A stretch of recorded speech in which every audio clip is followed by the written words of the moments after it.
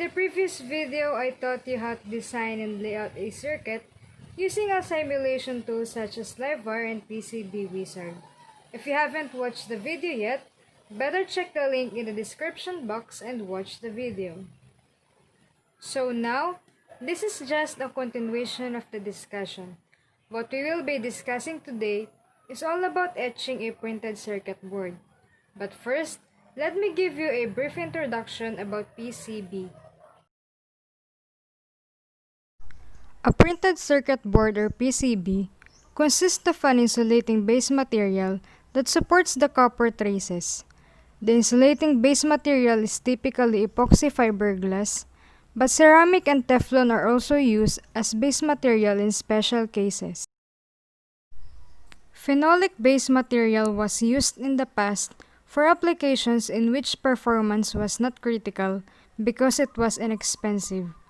The standard base thickness was typically 0.062 inches.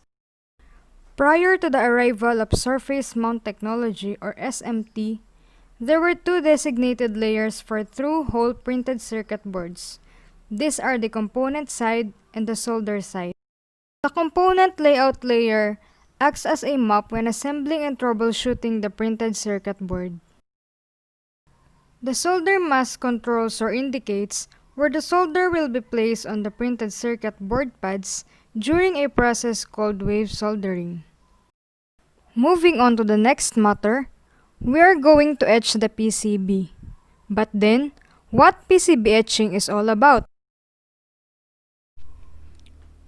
PCB etching process is one of the major steps in the chemical processing of subtractive printed circuit board. It is the removal of copper to achieve the desired circuit patterns.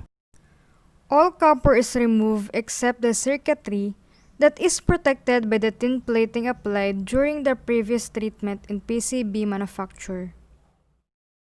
The tin is then stripped and the copper is cleaned, and the newly prepared circuit is ready for solder mask. Typically, PCB etching is divided into two types: chemical etch and laser etch. It is necessary to prioritize our safety. Therefore, it is advisable to wear safety glasses, rubber gloves, and an apron. If you don't have some of this equipment, then just be careful. This is a chemical etching by hand, so let's get started. Step 1. Prepare all the materials needed. Design and layout of the circuit, printed circuit board, ferric chloride, permanent marker, Tupperware, scrub, and of course, water. Step 2. Clean the copper plate.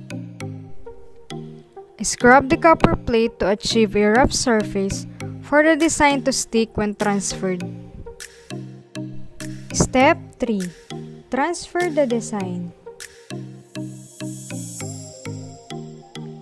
Hand draw using a permanent marker is the simplest technique to transfer the design on the board.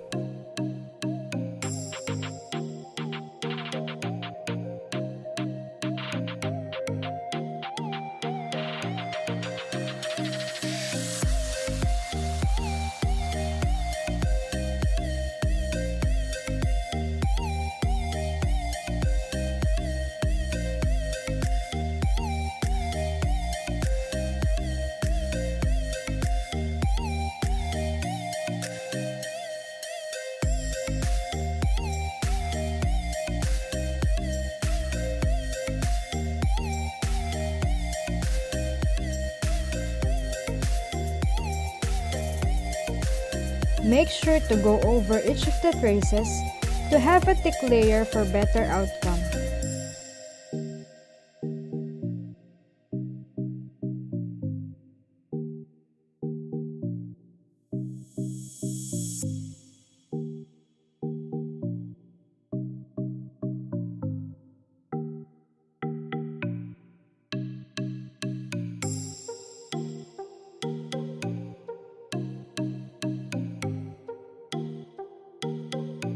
Step 4.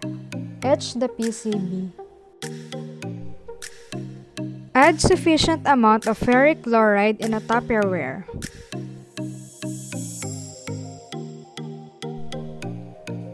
Place the PCB in the solution such that the layout is facing upward and wait for a few minutes until all the copper around the design has dissolved.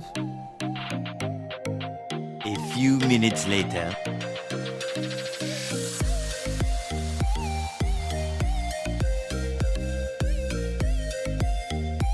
Step 5. Clean the marking traces. After all the copper around the design has dissolved, rinse the PCB with water. Use a scrub and let it dry.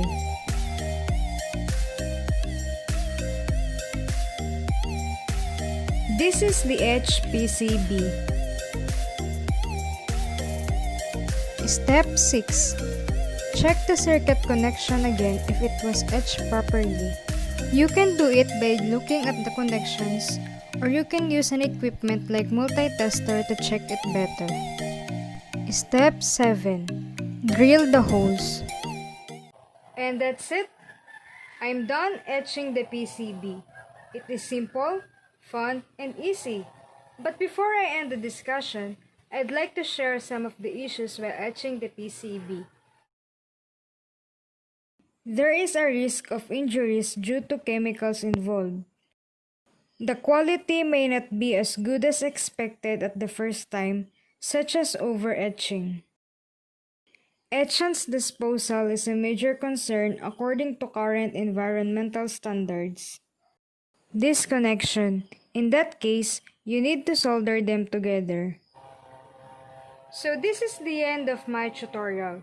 I hope you learned and enjoyed while watching this video. Thank you for watching!